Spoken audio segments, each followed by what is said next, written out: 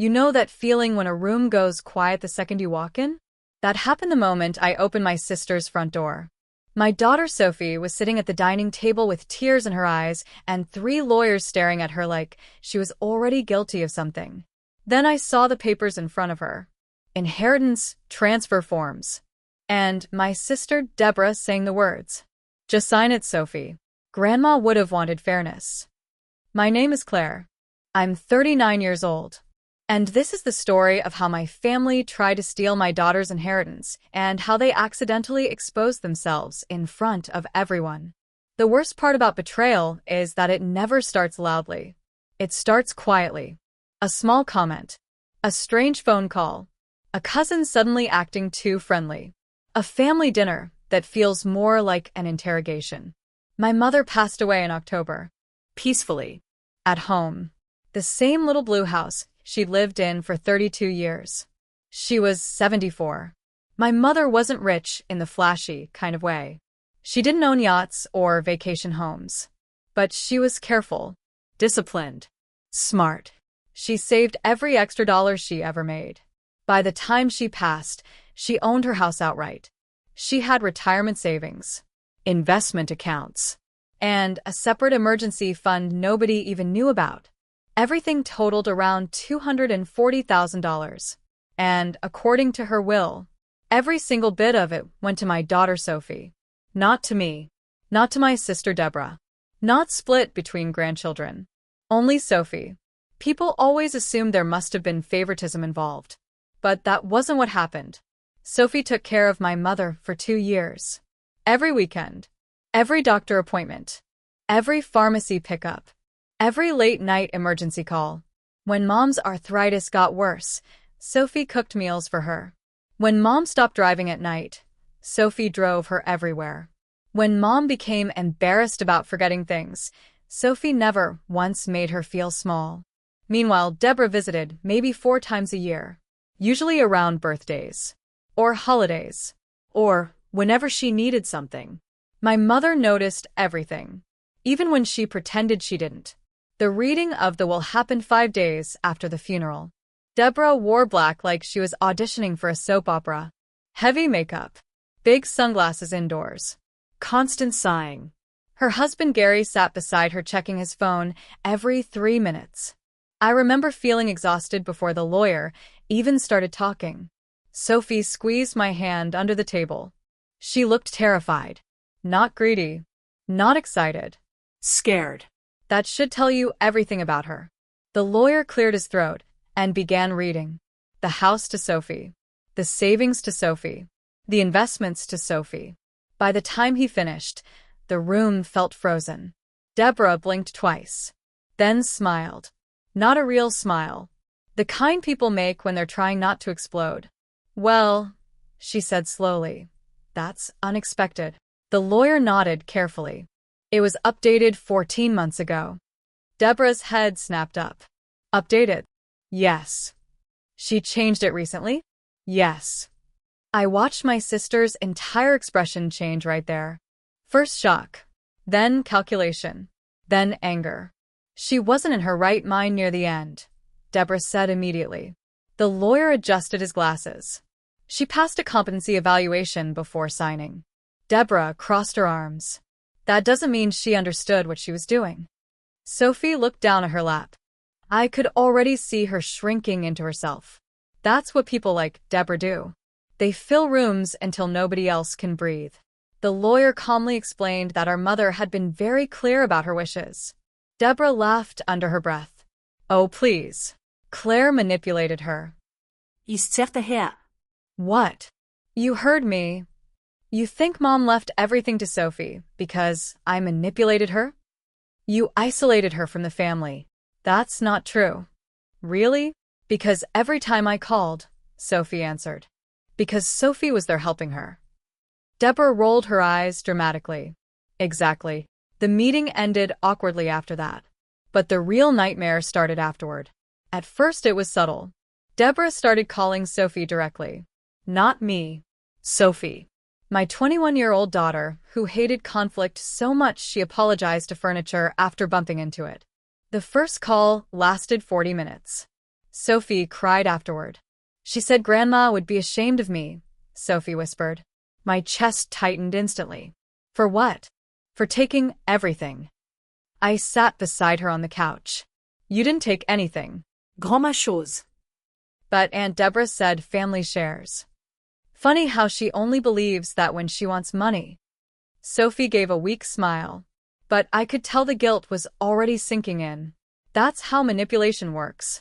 You repeat something enough times, and eventually people start questioning themselves. Especially kind people. Especially young people. The text started next. Long paragraphs. Emotional guilt trips. Your grandmother would never want division. Do the right thing. Think about your cousins. This is tearing the family apart. One message said, if you keep the money, don't expect anyone to forgive you. That one made me furious. I told Sophie to stop responding. She tried. But Debra kept finding ways in. Phone calls from different numbers. Emails. Messages through cousins. One evening Sophie walked into my kitchen looking pale. Aunt Debra invited me to lunch tomorrow. No. She said she just wants to talk. No. She sounded calm. No. Sophie sighed softly. Mom. I put down my coffee. Sweetheart, listen carefully. Your aunt is not trying to heal the family. She's trying to pressure you. She says Grandma promised to help her son someday. If Grandma wanted that in the will, she would have written it. Sophie looked torn. That broke my heart more than anything. Because Sophie always wanted everyone happy. Even at her own expense. Especially at her own expense. The next few weeks became exhausting. Debra turned family members against us one by one. Suddenly cousins stopped replying. An aunt unfriended me online. Gary posted vague quotes about greed and betrayal. One cousin actually wrote, "Money changes people." I nearly threw my phone across the room. Sophie kept blaming herself. I hate this, she whispered one night. I know. Maybe I should just split it. I looked at her sharply. No. But then everyone would calm down. That's not peace, Sophie. That's surrender. She stared at the floor silently. I moved closer. Do you know why your grandmother left this to you? Because I was around. No. Because you loved her without expecting payment. Tears filled her eyes instantly. She trusted you. Sophie cried quietly against my shoulder that night. And I realized something terrifying. Debra wasn't trying to win legally. She was trying to emotionally exhaust Sophie until she gave up voluntarily. And honestly, it almost worked. Then came the family meeting. That's what Debra called it in the text. Just us talking everything through. No drama. No pressure. Complete lie. The meeting was scheduled on a Thursday afternoon. I was supposed to be at work. Sophie only told me about it the night before. She said you don't need to come, Sophie said carefully. That sentence alone told me everything. Where is it? At Aunt Debra's house. What time? 3. I narrowed my eyes. And who's going? She said just immediate family. I already knew that meant a trap. But Sophie looked hopeful. Like maybe this would finally end. So, I made a decision. I didn't tell Sophie not to go. I told her to text me the second anything felt wrong. Then I made a phone call of my own. To my mother's attorney. The same attorney who handled the will. His name was Daniel Reeves. And, thankfully, he already suspected trouble. She contacted me last week. He told me over the phone. Debra? Yes. What did she want? To challenge the will. I sat down slowly. Can she? She can try. But she doesn't have much. Then why am I nervous? Because desperate people don't always care whether they can win. That sentence stayed with me. Thursday came. At 2:30 Sophie left the house looking nervous. I hugged her before she walked out. You owe nobody anything, I whispered. She nodded. Then left. At 3:12 my phone buzzed. Mom, can you come? No puntuación. No explanación. Just that. My stomach dropped instantly. I grabbed my keys and drove faster than I probably should have. The entire way there, I kept imagining worst-case scenarios. Was Sophie crying? Were they screaming at her? Had they cornered her somehow? When I pulled into Debra's driveway, there were 4 extra cars parked outside. Not immediate family. I walked to the front door, already furious. And the second I stepped inside, everything became clear. Sophie sat alone at the dining table. Debra sat across from her, Gary beside her, and 2 men in suits sitting near stacks of paperwork. Lawyers. One of them actually smiled at me nervously when I walked in. Debra looked annoyed. "Well," she said coldly, "you weren't invited." I walked straight to Sophie. Her eyes were red. That was enough for me. "What is this?" Debra folded her hands dramatically. "A discussion. With lawyers? We're trying to resolve things peacefully." I looked at the documents on the table. Property transfer forms, inheritance redistribution agreements, tax language intentionally written to confuse someone young. They had ambushed her. You brought attorneys to pressure a 21-year-old into signing away her inheritance. Debra scoffed. One lawyer immediately avoided eye contact. "Interesting," Sophie whispered. "Mom." I put my hand on her shoulder. "You don't sign a single thing." Debra leaned back. "Claire, stop making this ugly. You already did that." Gary spoke up. "Your daughter got everything while the rest of the family got ignored." I looked at him. My mother's decisions are not up for debate. Debra's smile vanished. She was manipulated. There it is again. You isolated her. You visited her 4 times last year. Debra slammed her hand on the table. You have no idea what Mom promised me. I ser det herkomlig. No. But I know exactly what she signed. And suddenly the room went quiet, because I reached into my bag and pulled out a folder. A thick one. Debra's expression changed instantly. That folder contained something she never expected me to have. Proof. And the moment I opened it, her entire plan started collapsing. The second Debra saw that folder, the confidence drained out of her face. Not completely. Just enough for me to notice. And that mattered. Because bullies only stay loud while they think nobody can stop them. I placed the folder gently on the dining table. Nobody spoke. Not even the lawyers. Sophie looked up at me with watery eyes. Confused. Hopeful. Scared. I squeezed her shoulder once before opening the folder. You want to talk about Mom's wishes? I asked calmly.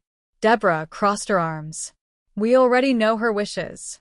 No, I said quietly. You know the version you invented. One of the lawyers cleared his throat.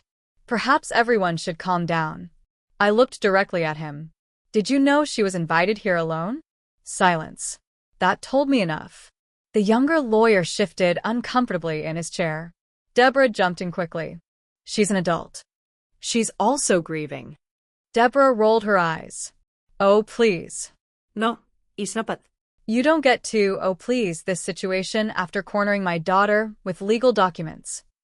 Gary leaned forward aggressively. Nobody cornered her. Sophie finally spoke. You told me if I didn't sign today, the family would sue me. The room went still. The younger lawyer slowly turned toward Debra. Interesting. Very interesting. Debra laughed nervously. That's not what I meant. It's exactly what you meant, Sophie whispered. My heart broke hearing how small her voice sounded. That was the moment I stopped trying to keep the peace. I opened the folder. Inside were printed emails, medical evaluations, bank records, letters, and one very specific document. A handwritten letter from my mother. Debra's eyes locked onto it immediately. Her face lost color. You found that, she whispered. Oh, I said softly. You know exactly what this is. Sophie looked between us in confusion. I carefully unfolded the letter. The paper was slightly wrinkled from being handled so many times. Because my mother gave it to me 6 months before she died. And told me one sentence I would never forget. If Debra starts trouble after I'm gone, show everyone this. At the time, I didn't want to believe she was serious. Now I understood everything. Debra stood up suddenly. This is ridiculous. Sit down. Slowly she sat. I began reading. If you are hearing this after my death, it means my daughter Debra is likely trying to pressure Sophie regarding my estate. The room froze solid. Even the air felt different. Sophie stared at me wide-eyed. Gary looked confused. One lawyer quietly removed his glasses. I kept reading.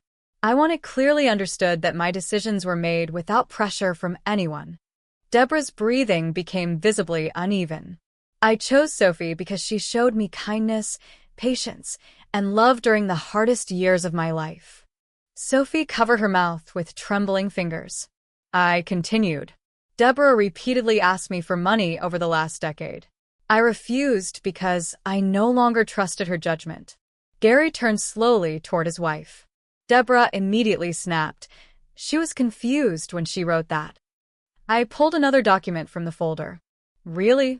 It was the competency evaluation signed by 2 physicians, and dated the exact same week. One lawyer leaned forward carefully. May I see that? I handed it over. His eyes scanned the page. Then he passed it silently to the other attorney. Debra's panic was growing now. You could hear it in her breathing. But I wasn't finished. Not even close. I pulled out printed bank statements next. These, I said calmly, show $37,000 my mother loaned Debra over 9 years. Gary's head snapped toward her. What? Debra immediately stammered. That was family help. I ignored her. No repayment history. No installments. Nothing. Gary stared at her. You told me your mother never helped you. Debra looked trapped for the first time all afternoon. And honestly, I almost pitied her. Almost. Then I remembered Sophie sitting here alone, crying, being pressured into surrendering her future. The pity disappeared instantly. I placed another paper on the table. This one is interesting too. Debra's eyes widened, because she recognized it immediately. An email. From her. Sent 8 months earlier. The subject line read, about Sophie. I looked directly at the lawyers before reading aloud. If Mom insists on leaving money to Sophie, maybe we can convince the girl to sign it over later. She's emotional and easy to guilt. Sophie gasped quietly. Gary actually whispered, Jesus Christ. Debra lunged forward. You went through my emails? No, y replica calmly. Mom printed it herself. Silence. Heavy silence. The kind that makes people avoid eye contact. I looked at Sophie. Her face had changed completely. The guilt was disappearing. And in its place, understanding. The horrible kind. The kind that comes when you finally realize someone never loved you honestly. Debra suddenly slammed both hands on the table. She manipulated Mom against me. No, I said quietly. Your behavior did that. You always thought you were better than me. This isn't about me. Yes, it is. Her voice cracked. And suddenly years of bitterness started pouring out of her. She gave you everything first, Debra shouted. She paid for your college. Because I had scholarships and you didn't. She babysat your kid constantly.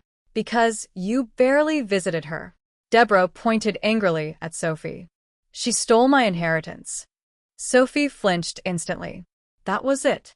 I stepped forward so fast my chair scraped across the floor.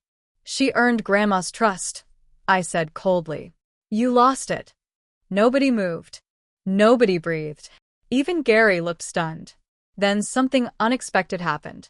One of the lawyers closed the folder in front of him. Slowly. Carefully.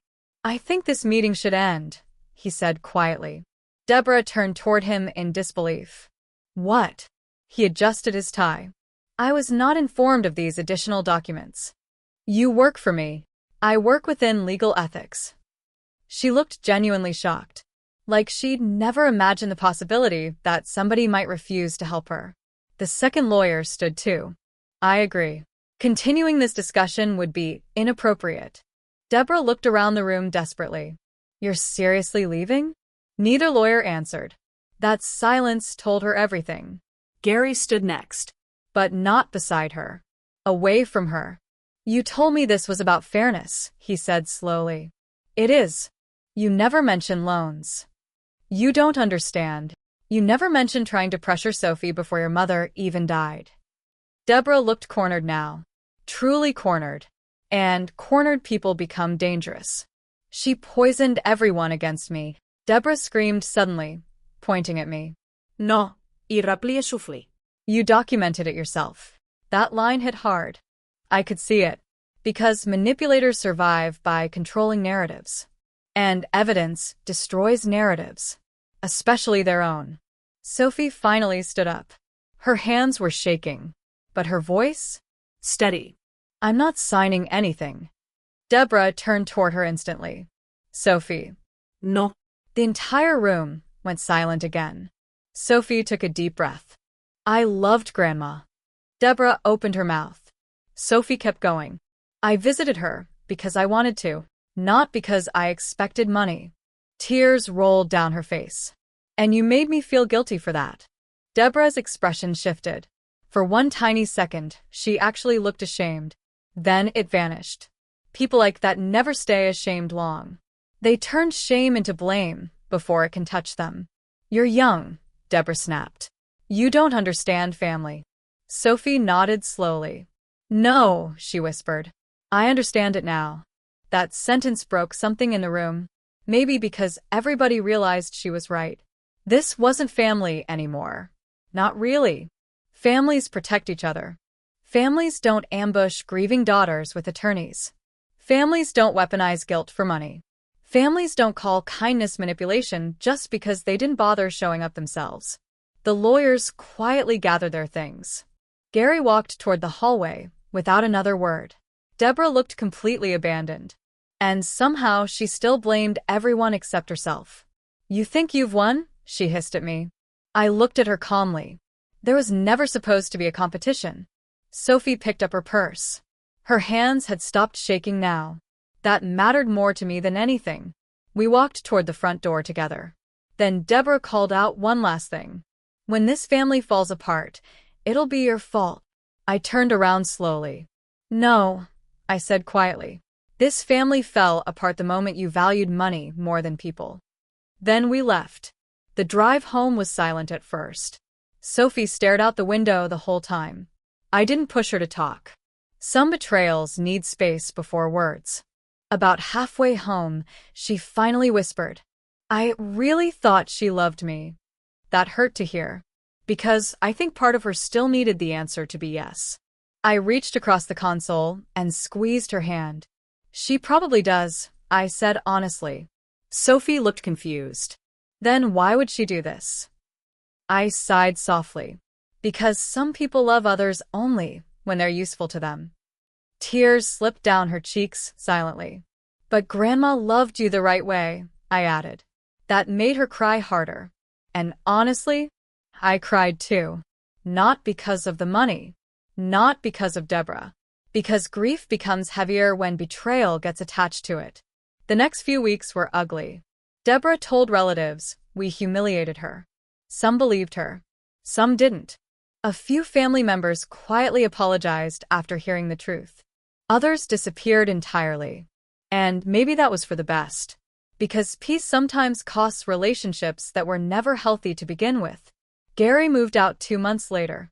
Apparently, the inheritance situation exposed other lies too. That didn't surprise me. People who manipulate in one area usually manipulate everywhere. Sophie eventually moved into my mother's house. The little blue one with the flower garden. At first, she felt guilty about it. Until one afternoon, we found something in the kitchen drawer.